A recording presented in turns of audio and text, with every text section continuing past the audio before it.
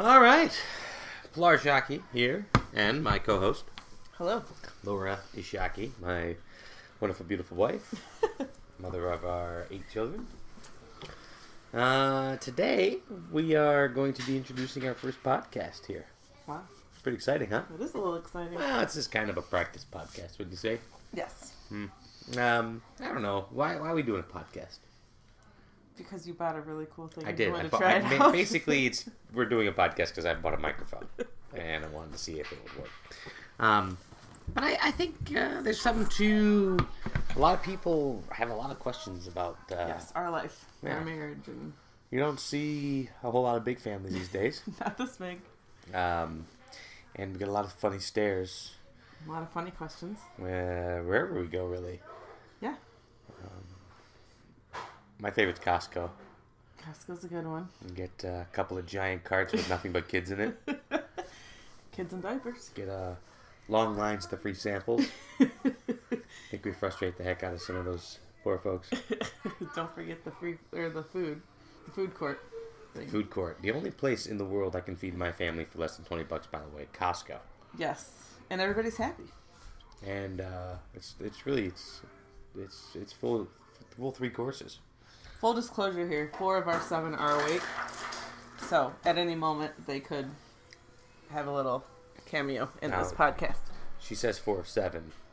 Number 8 will be here in December, but I think it counts. It does count, but We're on the same page. I don't figure 8's going to be saying much, so... 8 should be fairly quiet during the podcast recording.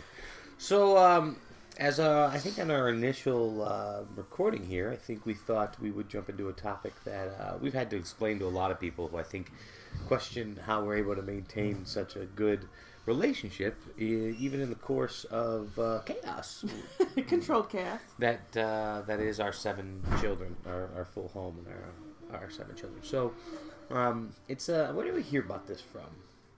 I feel like I don't know where we actually heard the phrase, but I feel like we've been living it forever. Well, yeah, but the actual phrase, I don't know. I feel like I've heard it in multiple places, yeah, potentially. But it's this concept of the oxygen mask, and really it's about taking care of our relationship first, putting that as a priority in our life over the kids, with the side effect being our ability to be better parents and to show our kids what a loving relationship is, which then gives them security and comfort. And what to expect out of a marriage. So there's all kinds of good benefits that come out of it. And why is it called the oxygen mask? Well, I think the concept comes from you're flying in an airplane and the oxygen mask, the pressure in the cabin has an issue, so the cabin becomes depressurized, and the oxygen masks fall from the sky. Well, the ceiling. When the stewardess is giving the little talk, the emergency talk or whatever, they always say, "Hey, in the event that this happens, make sure you put your mask on first, and then help others around you that might be dependent on you. Because if you go down, others are... They're going down first. Yeah. So that's the theory behind kind of the tactic we take in our relationship is to focus on us, right? We can't be good parents, I think is kind of the concept, right? We can't be good parents to our children if we're stressed out and if our relationship isn't strong. Mm-hmm. It's kind of the idea, right? So how do we put our oxygen mask first, babe? Lots of date nights. Date nights are key. Bedtime.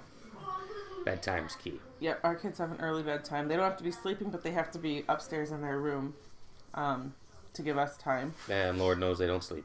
No, but they know that they better be throwing up or bleeding, or they're in trouble if they come back down. We don't mince any words with these Esshaki house rules. And it better be a lot of blood. Yes. We do coffee time if it's a nice morning, like spring, summer kind of a thing. We'll go out on the porch or in the back. Yeah, wake up early deck. when the sun's out before the day gets started. Yep. Really, any opportunity. There's a lot of noise happening in the kitchen there. Really, any opportunity that we can take to spend a little bit of time with just each other, with no distractions, phones away, nothing in the background, just kind of talking, catching up, asking each other how we're doing. a lot of the craziness of the day-to-day life, it can kind of just fly through, and without us talking to each other. We check in all the time. Yeah, there's phone calls throughout the day and those kinds of things. Text messages. We really try to make that a priority. We pretty much always come together every night. I mean, to just chill out, talk. And we put some time together in the morning. Yeah, but I mean, sure there's time that's what I meant. We kind of like package the whole day, where the morning was our special time. During the day, we're constantly texting or checking in, or, hey, this is going on, that's going on. And then at the end, same thing, a little bit of time for us before we fall asleep. And I think at the foundation of it all, and as if I've heard this thing before, it's like, especially you see it a lot in today's culture, it's like, hey, you got a family. It's father, it's mother, husband and wife, and then 1, 2, 3 kids. And if you asked one of the parents, what's the most important part of your life? I think a lot of cases people say the children. For sure. The children are the most important part of our life. And I think that is wrong. Oh, I do too. But does that make us bad people? No. And I think it's wrong because I think and it goes back to this whole concept, if you put the children ahead of your marriage, if you put them at the pinnacle of your whole life and you put them ahead of your marriage especially, then your marriage will suffer. Oh, for sure.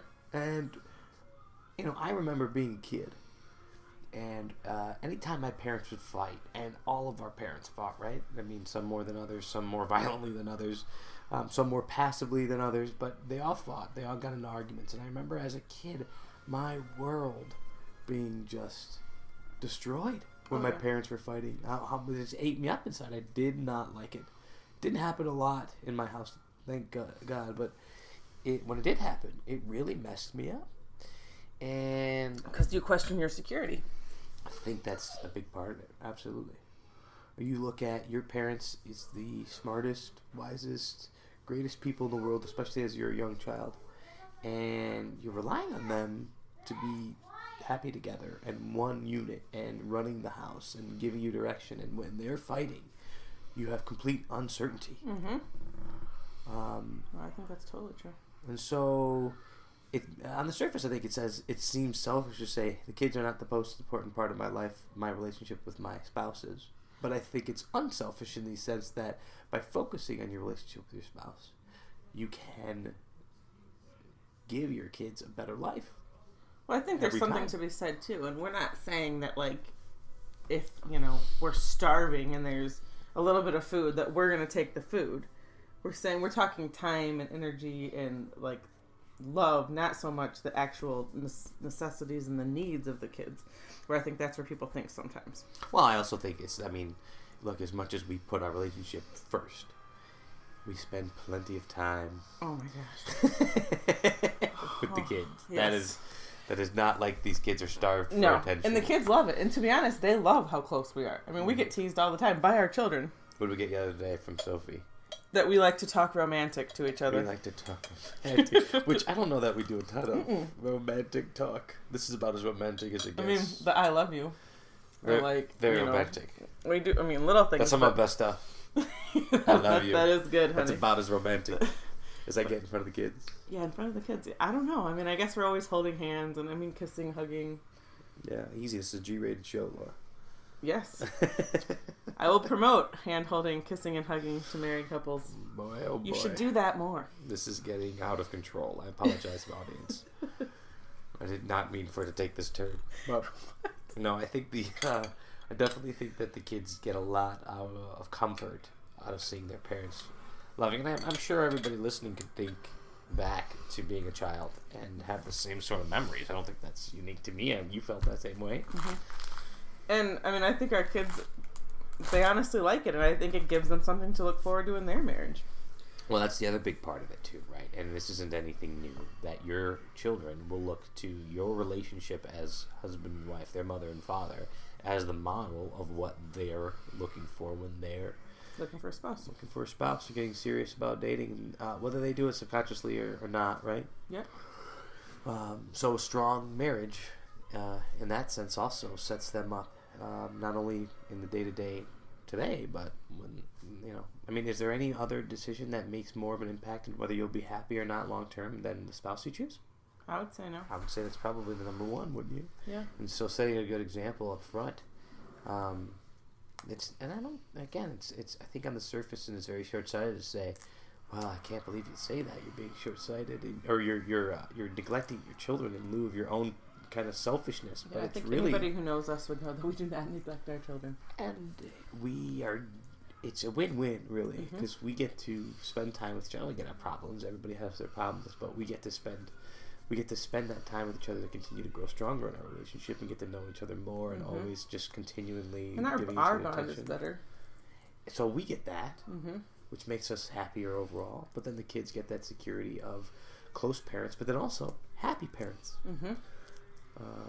When I get stressed out, I have a tendency sometimes to pull away and kind of go into like my little cove, and that just drives me deeper into stress and worry and anxiety. But when I can fight that and say, hey, you know what, I'm stressed out, I'm going to dive deeper into my loved ones, my relationships, and that starts with Laura, with you. That's when I can get out of it faster. I can see it for what it is, as just something small, something that's passing, and I think that's a huge part of kind of what we do every day. Yeah, I mean, I think another big one is praying. Yeah, that's another huge one for us that we didn't mention before, but bedtime and the morning. And to be honest, anytime during the day when one of us is stressed, or Pelar's going to a big meeting, or I'm going to the doctor, or anything, we always know we can text each other, hey, this is going on, can you shoot me a quick prayer? And we know that somebody will always be praying. I mean, there's no... Yeah, we've got each other's back in that way. And that's something fairly recently. We did it the last few years. Yeah, probably. I mean, as far as... I mean, we've always prayed together, but as far as, making it a set, it was always like bedtime prayers. And a lot of the same prayers. Yeah. But now I think... it's just more part of our normal life. I mean, it's part of the day. It's not like... Yeah, I'd say praying together has been really good. That's a good call. Another good one is getting rid of the TV. Oh, people, if you have not cut the cord, I am telling you, there is not a better thing you could do for yourself and your family. And I'm not even talking like, oh no, what am I at first I was like, oh, we should do this for money reasons. But after we did it, holy cow. And I'll be the first to admit, I was the one. She was the worst. A few years ago, probably really realistically, he's been trying to get me to do this. But I was pushing back because I'm home with all the kids all day. I'm like, I need my kid shows so that I can have a babysitter every once in a while. If I need to get dishes done or take a shower or whatever, they can watch a show. But honestly, with the commercials and the shows that are on, I don't want my kids to watch them. That put me over the edge. And so I was like, yeah, let's just try it. And I love it. Yeah, it's been awesome. It's been awesome for we have Wi-Fi or something, so we can Apple TV or something. So when I want to watch a show, we've purchased a bunch of kid movies. We still have 4 TVs in the house. We just never use them. They're never really on, But hey, Super Bowl's on, you can watch it. There's a big game, I can put on the TV. Yeah, we have the what do you call that thing? Direct TV now. No, not that. Oh, Apple TV, Amazon TV, and satellite. Antenna. I'm sorry, antenna. That's what I was going to say. So we get the normal channels, and then. So we've got plenty of opportunity. If we want, but we just don't use it. It's been, I used to come home from work and you and I would plop on the couch and catch up on the DVR, catch up, Netflix, binge something, and you're spending time together, but you're not. You're not. You're in the same room, but you're not talking. You're not knowing what's going on. So a really good point, Laura. That was one that I would. You don't have to. You want to try it out for a week. Try and discipline yourself. Don't watch TV for a week. I grew up with some kids that didn't have TV. I thought they were the biggest freaks. Well, I look on them now. They're some of the best adjusted people I know. Yep. So right. They use because now we sit in the living room and just talk or podcast or do apparently. A podcast. That's what we're doing now because killing some time. Maybe not? You think anybody's still listening? Wait, is this live? No, but for somebody who just is playing it, will they get 14 minutes in? You think? I don't know. I can't imagine anybody. Okay, so what we're going to do right now is we're going to put a code word. Okay. And if they've listened to this point, they'll know the code word. And then they can leave a comment or something with the code word, and we'll know you somehow. Listen. I don't know if we post this to Facebook. I don't know. Where are we going to do the code word? I don't know. Tippy toe. Tippy toe. Yeah, here. This is Benjamin. Yes, Benjamin. Yeah. The show that we can watch on the phone. Yeah, you can watch another show, but go in there and we'll turn it on in a little bit. What are you watching? This isn't us watching. This is us recording. Now, thank you, Benjamin. That was our guest star, Benjamin Esshaki. Off to watch another show. All right. So we're saying that we don't watch a lot of TV. Yeah, they're watching. Truth be told, we're having a lot of painting done upstairs. The kids have been kicked out of their room, so they're actually bunking out on the TV room floor today. Yeah, so they're watching as a special treat. Turbo. They're watching Apple Turbo TV. on Apple TV. So It's a very, very good movie. So this Tippy is toe. Tippy toe. That's the code word.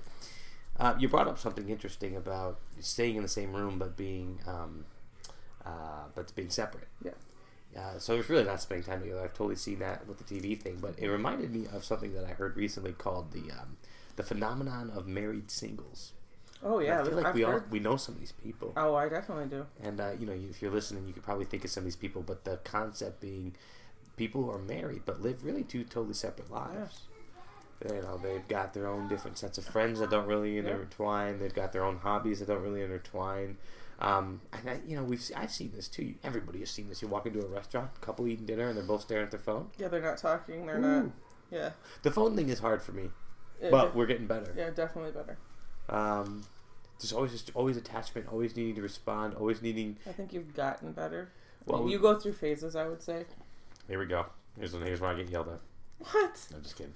We set rules. Yeah. Phone down at dinner time. Yep. Phone down.